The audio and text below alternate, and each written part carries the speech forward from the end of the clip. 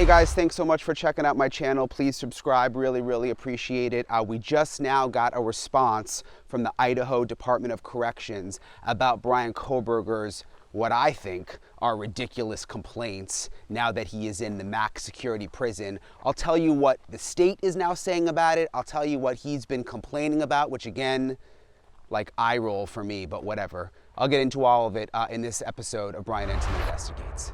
Hey guys, thanks again for checking out my new channel. Really appreciate it. In this episode, I am going to talk about a new statement that we just got from the Idaho Department of Corrections responding to Bryan Kohberger's complaints. Apparently he has been complaining about things inside the maximum security prison.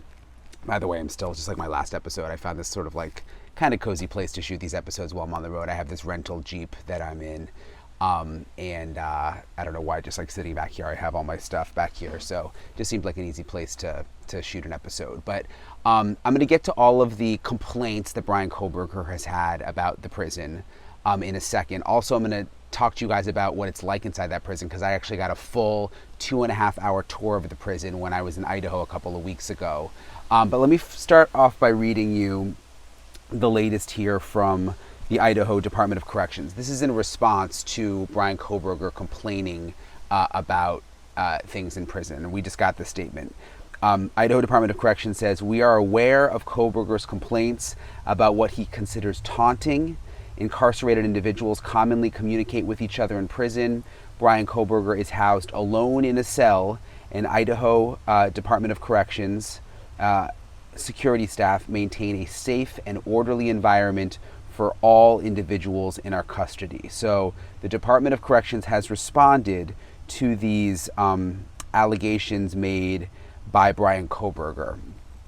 And this part now, that was the statement from the Idaho Department of Corrections that I received.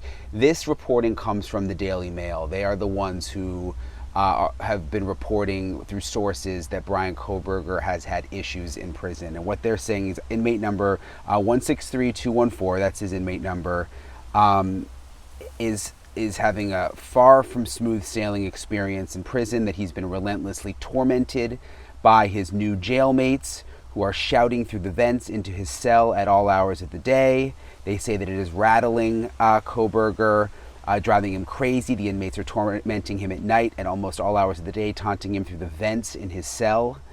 They're literally getting up into the grate and yelling at him. The inmates are taking turns doing it. It is relentless. That's what the Daily Mail is reporting, that Kohberger is extremely annoyed and frustrated. He's complaining to authorities that he cannot sleep because of it.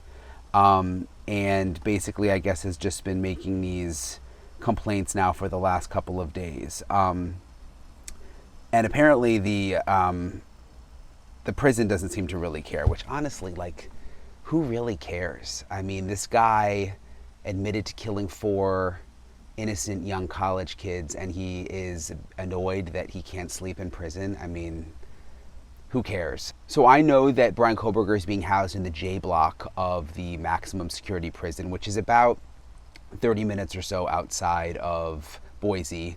And that's actually the same block as where the death row inmates are housed, and you're in total isolation. So I got this 2.5 hour tour of the maximum security prison when I was there right before the sentencing, and I didn't see the exact area where Kohberger is now in the J block, but I saw all the other areas where the inmates are it's very similar. It's all basically the same.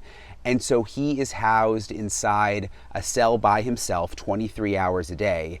So he can't really see the other inmates based on what I saw there, because they are also in the cells 23 hours a day. The only time he would be able to see them is when they're brought out one by one, because they each get outside time for 1 hour a day. So when they bring them out, they shackle them. And I guess when they're walking by, Kohberger could have some interaction with them.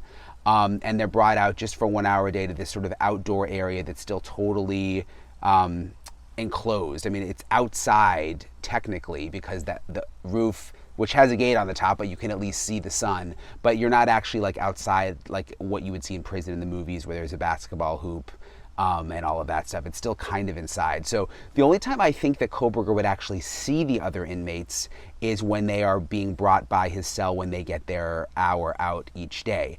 But what they're saying about him saying that he's tormented, what's happening, and I saw this when I was there, is even though the prisoners can't see each other, the cells are still next to each other, and there's 2 stories, and they all yell at each other through the grates. I mean, it happened while I was there. They're constantly screaming, and they find ways to communicate with each other. And when I was there, I saw something happening that the jail staff told me is called fishing, which is when they use like a line, like basically they'll, from their clothes or from their blanket, they'll like pull out small long strings like of cotton or whatever, and they'll almost use it like a fishing line, and they will do what they call fishing, where they'll attach notes to the end of the line, and then they'll put it under their cell door and try to like almost like fish it out into the open and try to get it to another cell so that they can communicate with another prisoner.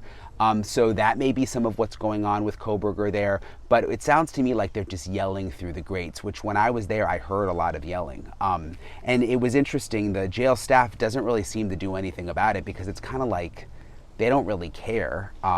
Let the people yell, gives them something to do, gives the inmates something to do, and just really makes no difference to the staff. The staff is up in sort of a control center up above with thick glass where they look down into the pods. So when they're not down there, it's not like the yelling would really annoy them or anything like that, because they're up in the pod, sort of in the control center. So they just let the yelling happen. They let the fishing happen, which we saw, which we got on video, if you look closely here. And I'm assuming that's what's annoying Kohberger. But at the end of the day, again, who really cares? I mean, it is what it is. It's prison. And they're concerned that Kohberger could have a target on his back, that he could be hurt by other prisoners, which is the reason that he is in this basically solitary confinement in the J block. There are other areas in the max prison where people come out into the pods and they can interact with each other, and I saw that. I don't suspect, based on what I have heard, that Kohberger is going to find himself in one of those parts of the prison anytime soon. I mean, he could spend the rest of his life in this solitary area where he's alone in the cell for 23 hours a day, mostly because, again, they're concerned that he has a target on his back and that he could end up being injured. So after touring the prison, meeting the prison staff, I'm sort of wondering how they're receiving these complaints. I think they take things like that somewhat seriously, but at the same time, again, it is prison, and the people were noisy when I was there, and I think that's just part of it, and I guess Kohberger is going to have to get used to it. He will eventually be able to have his own tablet in his cell, I learned, where he can email and he can listen to music, and you have that 24 hours a day, because he'll never leave the cell besides 1 hour a day. I also was told he'll be able to buy his own TV at some point, so he'll have access to music, to TV, and it seems like he's just going to have to get used to the other inmates yelling through the vents, because in my experience, that's what was happening there.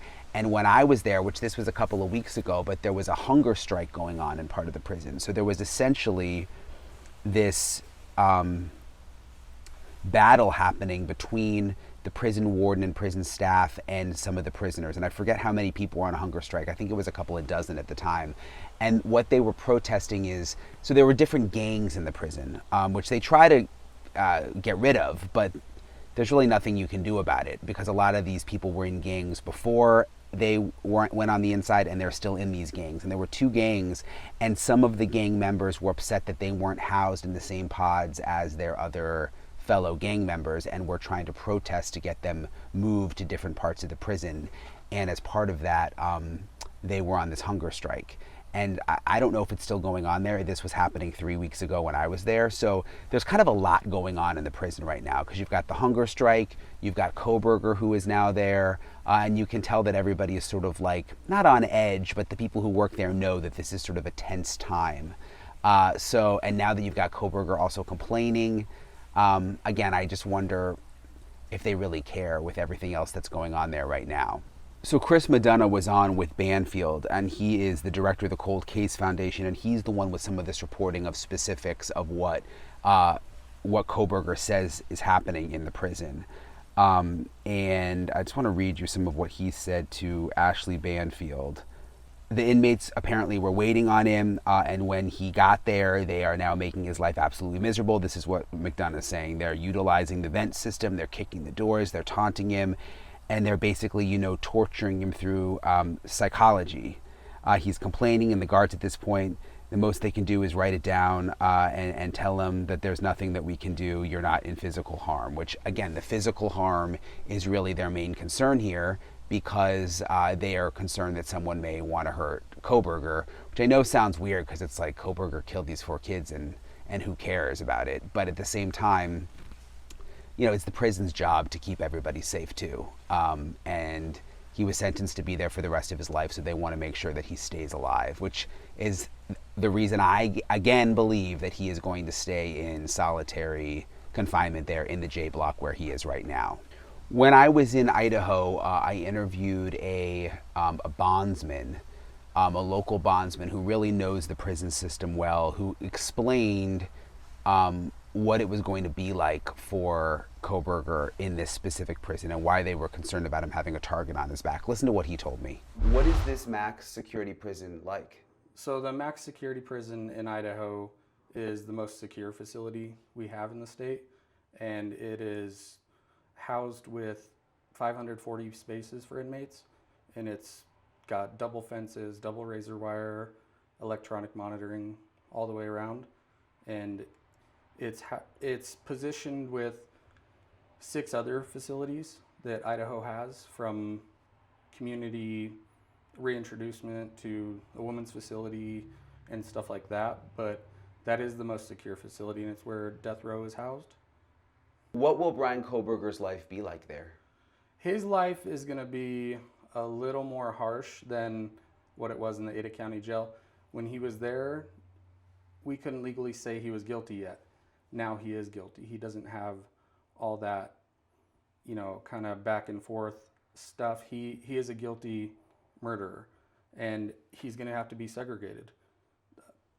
As you may know, people in prison don't like people that hurt women or children, and he's hurt women. And that's not something that the inmates there take lightly to. It's something that is definitely going to put a target on his back. And the people in that same prison are the most dangerous. They're the most dangerous in Idaho. That's where it is. The facility he's in is a men-only facility, and it's the most dangerous prisoners in Idaho. Wow. Will he be alone all the time? He will be in confinement. It's not going to be a disciplinary segregation. It's going to be more of an administrative segregation because of the target on his back for murdering women. And he will be out an hour a day. And the former Attorney General of Idaho said he'll probably be in solitary his whole life, and I agree because of that. So no interaction with other prisoners? No. The maximum security facility in Idaho does have a step-down program to where they can reintroduce people to other inmates, and they kind of put them in cages in the same room to where they can talk but not have contact. But I don't think he will ever get that chance. It's something he would probably be smart not wanting, because there is that target, and people in prison don't forget. He will always have that target. Yeah, I mean, you know what life is like behind bars because of what you do. Yes. I mean, how serious is the risk, do you think, to his life? The risk to his life is very serious. The target he has, and he's not only, they don't only have to say he's being protected from others, they have to protect other prisoners from him. But there's also those prisoners in there that are going to want to make a name for themselves. Behind bars, it's the game of who's tougher, who's scared of me. And people are going to want to make a name for themselves doing something to him. So we'll see how all this plays out. I don't suspect we're going to hear much more from the Department of Corrections, because again, I hate to go back to this, but it's like, who really cares? I mean, if he's not physically harmed and he's just being taunted through the vents and people are yelling, it's like, okay, welcome to prison. I think Kohberger doesn't realize how good he had it. First in the Latah County Jail, where I talked to the sheriff there. I mean, they gave him vegan meals, they gave him his own TV. You know, from what we can tell, he was treated really fairly. And then also in the Ada County Jail, same thing.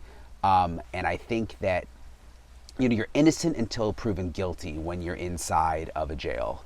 Before, you know, you either plead guilty or you're found guilty by a jury and you're awaiting trial and you're in the county jail, you're innocent until proven guilty. Even with the evidence against you, that is still for the most part how you are treated, and how people think of you. Now that Kohberger has pled guilty and has said, yes, I did it, I killed these 4 college kids, and you go to prison and you go to the most serious max security prison in Idaho, I mean, some of this just comes with the territory. So I'm going to continue to follow it, but truthfully, I don't think you're going to see me cover his prison life in great detail. And I'm just going to be honest with you guys.